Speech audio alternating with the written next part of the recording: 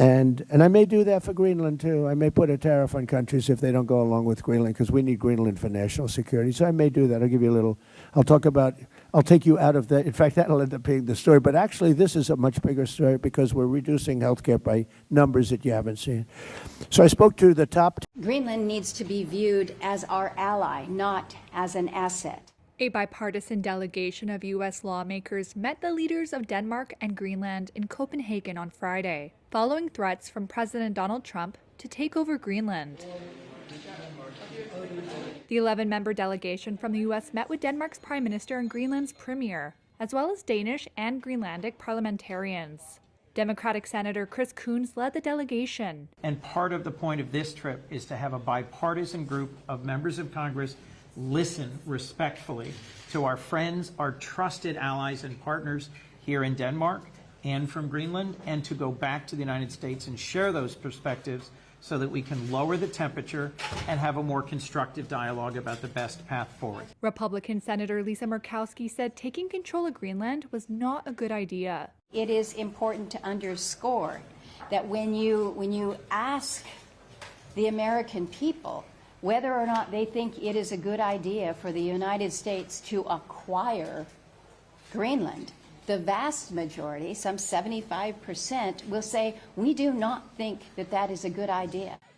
Trump has said Greenland is vital to U.S. security because of its strategic location and large supply of minerals, and has not ruled out the use of force to take it. Yeah, we're talking to NATO. On Friday, he told reporters the U.S. was in talks with NATO about his plan for Greenland. European nations this week sent small numbers of military personnel to the island at Denmark's request.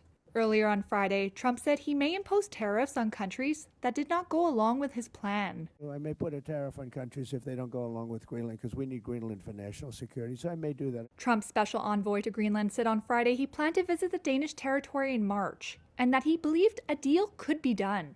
U.S. lawmakers, including some from Trump's Republican Party, have said they would back legislation to rein in Trump's ability to seize Greenland amid an ongoing fight over war powers. A bill in the Republican House of Representatives in support of annexing Greenland has also been introduced. Meanwhile, demonstrations were scheduled to take place in Danish cities and in Greenland's capital Nuuk on Saturday to protest against Trump's ambition to seize the Arctic island. Pull out of NATO if it doesn't help you acquire Greenland. If it doesn't lead Well, we're going to see. NATO has been dealing with us on Greenland. We need Greenland for national security very badly. If we don't have it, we have a big hole in national security, especially when it comes to what we're doing in terms of the Golden Dome and all of the other things. We have a lot of investments in military. We have got the strongest military in the world, and it's only getting stronger. And you saw that with Venezuela. You saw that with the attack on Iran, with the knocking out their nuclear capability potentially. So yeah, we're talking to NATO.